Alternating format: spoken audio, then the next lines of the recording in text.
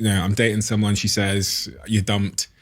Like, the harm surely isn't in the separation. Surely, for me, it's always felt like, I got to the point where I realized that it was more Steve's subconscious brain is telling himself he's a scumbag and not beautiful and not smart because of this rejection. Is that really where the harm is done? Like that self-inflicted self-story? Yeah, so I mean, rejection is difficult for everybody, isn't it? But certainly if rejection taps into what we call a kind of core belief. So if someone grew up with a core belief around being unlovable, for example, because maybe their parents were inconsistent in their care, for example. So they and you don't think about these beliefs consciously all the time. They're not at the forefront of your thought processes, but they will influence how you feel and they'll influence how you behave and the choices that you make.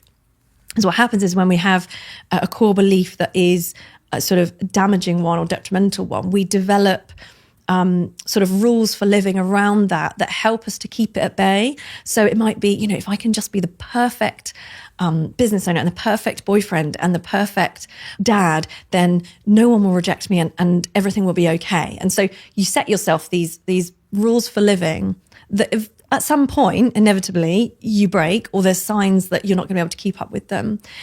And what that does is when there's signs that you're not going to keep up with those rules for living, it kind of triggers that core belief to come to the forefront. And that's when you get that rush of kind of psychological distress, because it's a distressing thing to believe about yourself. And so that's when it can cause people real problems when that sort of damaging core belief is being triggered on a regular basis, for example, maybe because it's a turbulent relationship or whatever the situation is.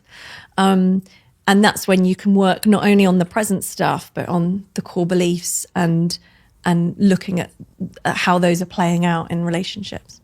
And how do you get to the heart of understanding what your core beliefs are?